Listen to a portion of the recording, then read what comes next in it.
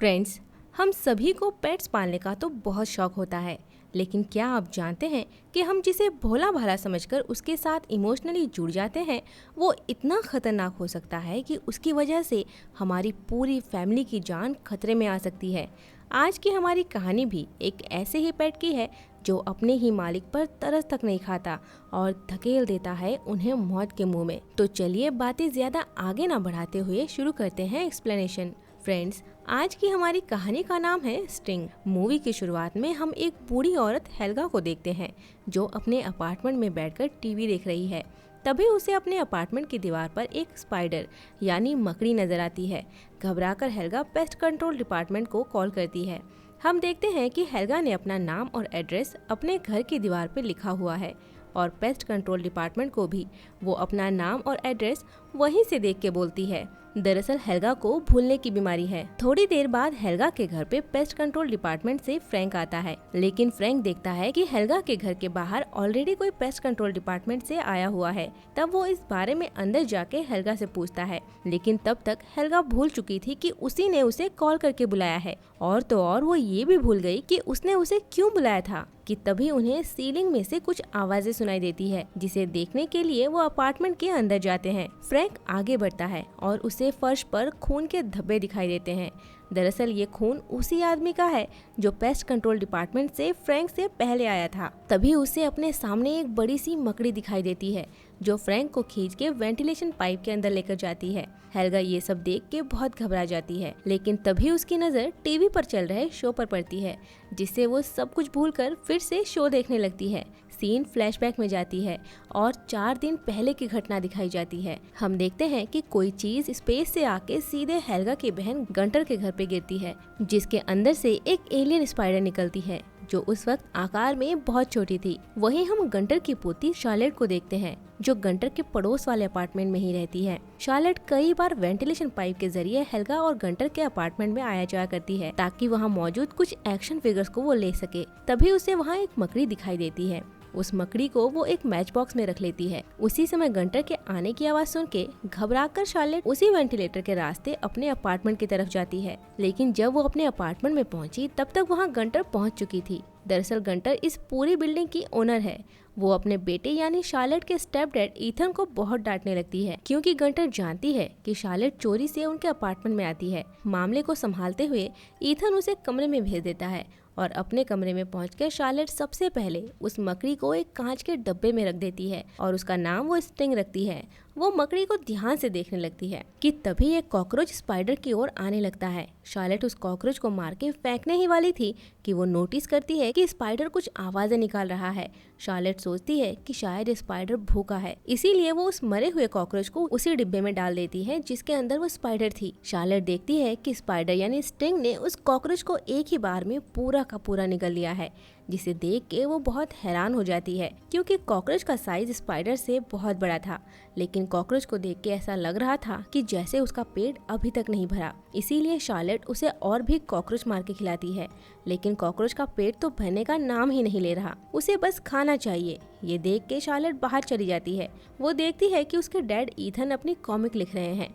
दरअसल ईथन एक comic writer है और शार्लेट अक्सर उसकी मदद करती है ताकि ईथन उसके कैरेक्टर्स को और भी ज्यादा अट्रैक्टिव बना पाए। दोनों को एक साथ काम करता देख हेदर यानी शार्लेट की मॉम को बहुत अच्छा लगता है, क्योंकि शार्लेट ईथन को पसंद तो करती है, लेकिन कभी भी वो उसे अपने डैड की जगह नहीं दे पाई और ईथन भी इसी कोशिश में लगा रहता है कि शार्लेट उसे अपना ले। हम देखते हैं कि उसी रात ईथन अपने कुछ कॉमिक आइडियाज लेकर शार्लेट के रूम में जाता है।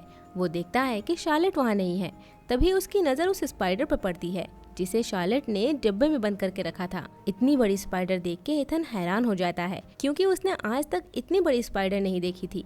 उसी समय वहाँ शार्लेट आती है और ईथन का ध्यान स्पाइडर से हटाने की कोशिश करती है। थोड़ी देर तक बातें करने के बाद ईथन वहाँ से चला जाता है। शार्लेट के सोने के बाद हम देखते हैं कि स्पाइडर डब्बे से बाहर निकल के वेंटिलेशन पाइप के जरिए गंटर के अपार्टमेंट में चली गई है। वहाँ हम एक पैरट देखते हैं। सीन चेंज होती है। अगली सुबह हम देखते हैं कि शार्लेट अपनी फैमिली के साथ ब्रेकफास्ट कर रही थी कि तभी उन्हें गंटर के चिल्लाने की आवाज़ आती है।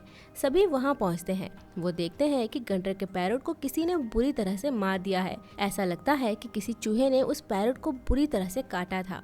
सभी हैरान हो जाते हैं, लेकिन जब वहाँ पेस्ट कंट्रोल डिपार्टमेंट से फ्रैंक को बुलाया जाता है तब वो उन्हें बोलता है कि ये काम किसी खतरनाक कीड़े का है और वो उस कीड़े को ढूंढने लगता है। उधर शार्लेट अपने कमरे में स्पाइडर के पास बैठी हुई है कि तभी उसे एक बिल्ली की आवाज आती है, जिसे सुन के स्पाइडर भी बिल्ली की आवाज निकालने लगती है। ये देख के शार्लेट हैरान हो जाती है। उसने आज तक ऐसा पहले कभी नहीं सुना था कि स्पाइडर बिल्ली की आवाज निकाल सकती है। खैर, शार्लेट अब कई सारी कॉकरोच मार के स्पाइडर को खाने के लिए देती है। उसी दौरान स्पाइडर के सामने एक नेफ्थलीन बॉल आ जाने से स्पाइडर डर जाती है। शार्लेट समझ जाती है कि स्पाइडर उस बॉल से घबरा रही है, इसीलिए वो उसे हटा देती है। उसी समय फ्रैंक उस खतरनाक कीड़े को मारने के लिए पूरे अपार्टमेंट में पेस्टिसाइड छिड़कता है, लेकिन जब वो शार्लेट के कमरे में पहुंचता है तब शार्लेट उसे मना कर देती है क्योंकि इससे उसकी स्पाइडर मर सकती थी। तभी फ्रैंक की नज़र शार्लेट की स्पाइडर पर पड़ती है। फ्रैंक शार्लेट को समझाने की कोशिश करता है कि तुम्हें इस तरह के कीड़े नहीं रखने चाहिए, ये खतरनाक हो सकते हैं, लेकिन शार्लेट नहीं मानती। उसी रात हम देखते हैं कि स्पाइडर एक बार फिर से डब्बे से बाहर निकल गई है और वेंटिलेशन के रास्ते वो उनके पड़ोसी मारिया के घर पहुंच जाती है। उस समय मारिया एक्सीडेंट में मारे गए अपने फैमिली को याद कर रही थी कि मारिया का डॉग जोर जोर से भौंकने लगता है। स्पाइडर अचानक मारिया पे अटैक करती है और फिर उसके मुंह से होते हुए वो उसके पेट के अंदर चली जाती है। अगली सुबह शार्लेट अपनी स्पाइडर को लेकर अपने पड़ोसी एरिक के पास जाती है, जो कि एक बायोलॉजिस्ट है। शार्लेट एरिक को बोलती है कि दिन पर दिन उसके स्पाइडर का साइज बढ़ता ही जा रहा है। गौर से देखने के बाद एरिक बोलता है कि तुम्हारे स्पाइडर का साइज अब हर घंटे बढ़ता जाएगा, इसीलिए एरिक उसके स्पाइडर पर कुछ रिसर्च करना चाहता है। इससे शार्लेट राजी हो जाती है और एरिक के पास अपने स्पाइडर को छोड़ देती है। उधर हम देखते हैं कि मारिया का डॉग इतना डरा हुआ था कि वो वेंटिलेशन के जरिए ईथन के अपार्टमेंट में पहुंच गया है, जिसे देख के ईथन उसे तुरंत मारिया के घर के बाहर छोड़ देता है। लेकिन ईथन नोटिस करता है कि मारिया का गेट पहले ही खुला हुआ था, साथ ही उसका डॉग भी बाहर से बहुत ज्यादा भौंक रहा था। ईथन को कुछ डाउट होता है, इसीलिए वो खुद ही अंदर जाता है और अंदर मारिया की लाश को देख के वो हैरान हो जाता है। वो तुरंत पुलिस को कॉल करता है, लेकिन पुलिस को भी समझ नहीं आता कि आखिर मारिया की मौत कैसे हुई होगी। इधर ईथन हैरान है क्योंकि कुछ ही समय पहले एक पैरोट की भी ठीक इसी तरह मौत हो गई थी। पुलिस के जाने के बाद एरिक ईथन को अपने पास बुलाता है और शार्लेट के स्पाइडर के बारे में बोलता है। ईथन समझ जाता है कि वो स्पाइडर बहुत खतरनाक है और शायद वो ही सभी के ऊपर अटैक भी कर रही है। ईथन शार्लेट के पास जाता है और उसे डांटने लगता है, लेकिन शार्लेट को यकीन ही नहीं होता कि उसका पेट किसी की जान ले सकता है, क्योंकि अभी तक उसने शार्लेट को कोई नुकसान नहीं पहुंचाया था। उधर स्पाइडर ने एरिक के एक्सपेरिमेंट के सारे इंसेक्ट्स को मार दिया है और अब उसका साइज भी पहले से ज्यादा बड़ा हो गया है। उसी रात बंटर को अपनी बिल्ली की आवाज वेंटिलेशन से आती है। वो सोचती है कि शायद उसकी बिल्ली वहाँ फंस गई होगी। वो उसके अंदर घुसकर अपनी बिल्ली को निकालने की कोशिश करती है कि तभी अचानक स्पाइडर वहाँ आती है और गंटर पे हमला करके उसे अपने साथ वेंटिलेशन पाइप के अंदर लेकर चली जाती है। उधर ईथन और हैदर बातें कर रहे थे कि अचानक उन्हें स्पाइडर अपने घर पे दिखाई देता है, जिसे देख के हैदर चिल्लाने लगती है, लेकिन उनके कुछ करने से पहले ही स्पाइडर उन दोनों पे हमला कर देती है और दोनों को खींचकर वेंटिलेशन पाइप में ले जाती है। लेकिन शार्लेट को इन सब के बारे में कुछ भी पता नहीं चलता, क्योंकि उसने हेडफोन लगाया हुआ है। थोड़ी देर बाद जब वो अपने कमरे से बाहर आती है तब उसे बाहर बहुत सारा खून दिखाई देता है, जिससे उसे एहसास हो जाता है कि ये काम किसी और का नहीं बल्कि उसके स्पाइडर का ही है। वो भागते हुए अपने कमरे में जाती है कि तभी स्पाइडर उसके सामने ही उसके भाई को भी ले जाती है, जिसे देखकर शार्लेट बहुत घबरा जाती है। लेकिन उसे अचानक याद आता है कि स्पाइडर नेफ्थलीन बॉल से डरती है, इसीलिए वो कई सारे नेफ्थलीन बॉल्स का पाउडर बनाकर पानी में मिला देती है और अपने वाटर गन में भर लेती है। इसके बाद वो एरिक के अपार्टमेंट में जाती है, जिससे कि वो भी उसकी मदद कर सके। लेकिन वहाँ पहुँच के उसे पता चलता है कि एरिक को भी स्पाइडर ने मार दिया है। इसके बाद शार्लेट हेल्गा के अपार्टमेंट में जाती है और उसे हेल्गा बिल्कुल सही सलामत दिखाई देती है। शार्लेट उसके पास जाती है और हेल्गा के कपड़ों से उसे नेफ्थलीन की स्मेल आती है। शार्लेट समझ जाती है कि इसी वजह से शायद स्पाइडर ने अभी तक उन्हें नहीं मारा होगा, क्योंकि हेल्गा को भूलने की बीमारी है। इसीलिए शार्लेट ने ही उसे पेस्ट कंट्रोल डिपार्टमेंट का नंबर दिया था। वो बोलती है कि आप उन्हें कॉल करके बुलाते रहिएगा। ये बोल के वो वहाँ से निकलने लगती है कि उसे वेंटिलेशन से ईथन के चिल्लाने की आवाज़ आती है, जो कि अभी भी जिंदा है, लेकिन उसे गार्बेज एरिया में स्पाइडर ने अपने जालों से बांध के रखा है। शार्लेट अंदर जाके एथन के ऊपर नेफ्थलीन मिला हुआ पानी डाल देती है, जिससे स्पाइडर के सारे जाले पिघल जाते हैं और एथन आजाद हो जाता है।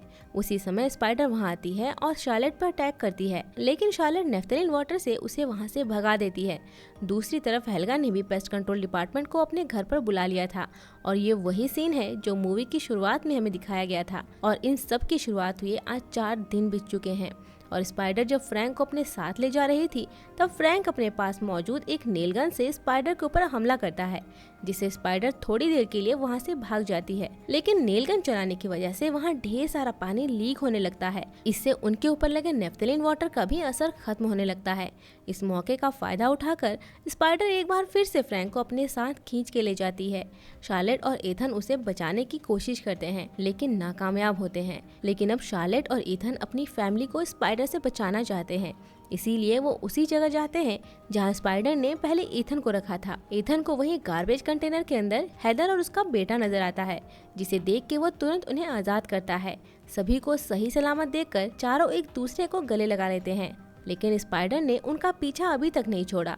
वो यहाँ भी आ गई। उसे देखते ही एथन तुरंत गार्बेज कंटेनर के गेट को बंद करने की कोशिश करता है, लेकिन वो गेट बंद नहीं कर पाता क्योंकि गेट से रिमोट का वायर ही नहीं जुड़ा था। वो अपने हाथ से वायर जोड़ने की कोशिश करता है कि तभी उसे करंट लगता है, जिससे वो बेहोश हो जाता है, लेकिन तब तक वो वायर जोड़ चुका था। ये देख कर शार्लेट गेट बंद कर देती है कि तभी गेट के नीचे स्पाइडर भी पहुंच जाती है और उसके अंदर आने से पहले ही स्पाइडर के 2 टुकड़े हो जाते हैं, जिससे उसकी मौत हो जाती है। हेदर एथन को होश में लाने की कोशिश करती है। उसके होश में आने के बाद सभी रिलैक्स हो जाते हैं और अब शार्लेट पहली बार एथन को डैड बोलती है। इमोशनल होकर एथन शार्लेट को गले से लगा लेता है और रोने लगता है, क्योंकि उसके इतने दिनों की कोशिश रंग लाई है। इसके बाद चारों उस कंटेनर के जरिए बाहर निकलते हैं। सीन चेंज होती है। हम वेंटिलेशन पाइप के अंदर ही ढेर सारे स्पाइडर के अंडों को देखते हैं और उसमें से निकल रहे हैं ढेर सारे बच्चे, यानी कि पिक्चर अभी बाकी है। और इसी के साथ पेट्स की ये रोंगटे खड़ी करने वाली कहानी यहीं पे खत्म होती है। तो फ्रेंड्स, कैसी लगी आपको ये कहानी कमेंट में ज़रूर बताएं और साथ ही ये बताना ना भूलें कि इसके बाद आप कौन सी मूवी की कहानी को सुनना चाहेंगे। अगर आपको हमारा एक्सप्लेनेशन अच्छा लगा हो तो वीडियो को लाइक, शेयर एंड सब्सक्राइब कर हमें सपोर्ट करें। जल्द ही मिलते हैं एक और मज़ेदार कहानी के साथ। तब तक के लिए बाय बाय।